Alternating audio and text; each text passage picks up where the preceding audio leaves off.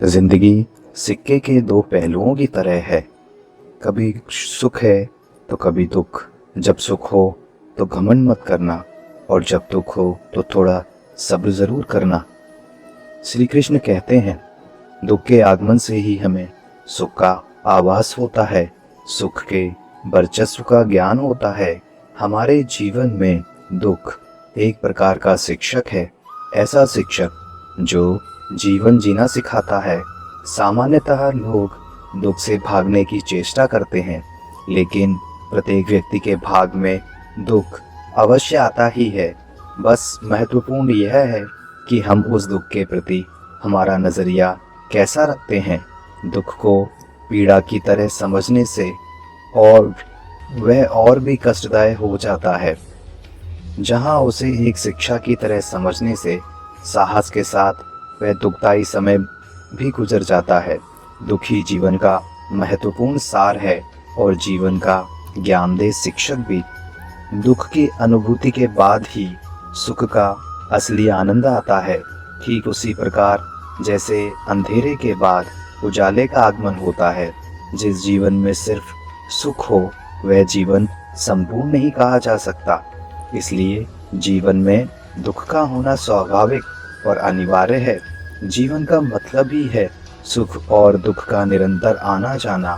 फर्क सिर्फ इतना है कि सुख को सहजता और खुशी से हम स्वीकार कर लेते हैं, लेकिन दुख में हम सभी असहज हो जाते हैं।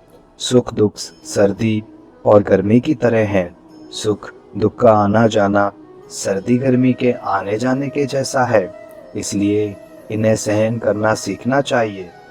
जिसने गलत इच्छाओं और लालच का त्याग कर दिया है, सिर्फ उसे शांति मिल सकती है।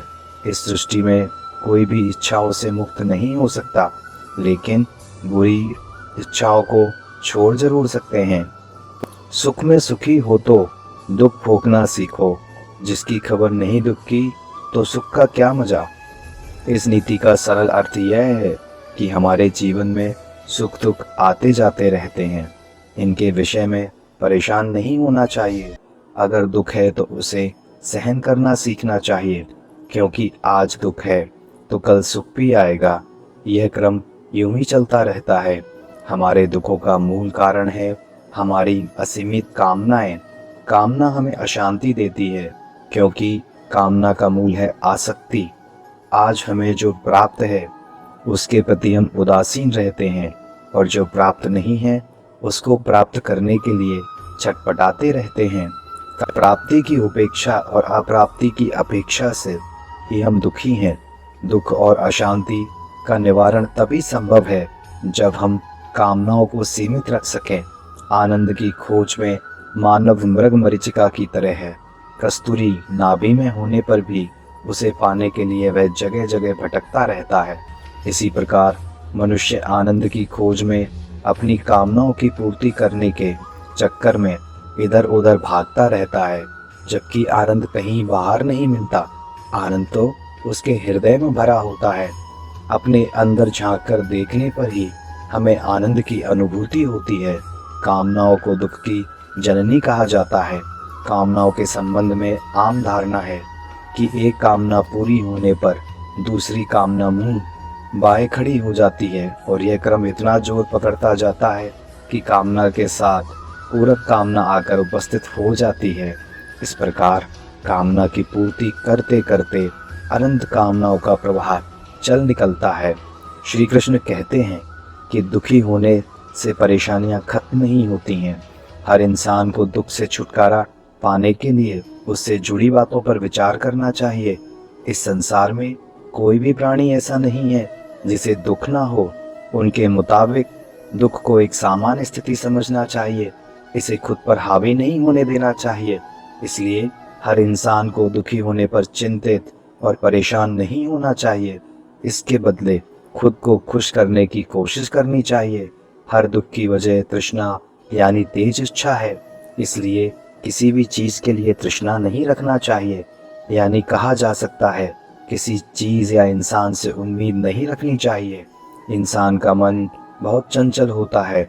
यह कब किस तरफ से इधर उधर की बातें सोचते हुए दुखी हो जाए, इंसान को पता भी नहीं चलता और वह भारी मन या दिल से अपने ऊपर एक बोझ लेकर परेशान रहने लगता है। ऐसी स्थिति में ना तो इंसान का कोई काम करने का मन रहता है और वह किसी न किसी बात को लेकर अपने मन या दिल में एक अजीब सी स्थिति बना लेता है, ना ही किसी दूसरे से कोई बात करता है। मायूस और चिड़चिड़ा होकर सबसे अलग रहने में ही कौतूहल में घूमता रहता है। जब आप अपने दुख की वजह ढूंढ लेते हैं तब आपको समझ आ जाता है कि आप दुखी क्यों हैं। जब आपको अपनी समस्या समझ आ जाए तो उसका समाधान करें। जो कुछ भी आप गलत तरीके से कर रहे थे उसे सही से करना शुरू करें। खुशी आपको तभी मिलती है जब आप जो सोचते हैं, जो कहते हैं और जो करते हैं उसमें समानता हो। खुश रहने के लिए सबसे महत्वपूर्ण बात यह है कि आप अपने जीवन का आनंद लें। यह सबसे ज़्यादा अहमियत रखता है। स्वयं विचार कीजिए। राधे राधे।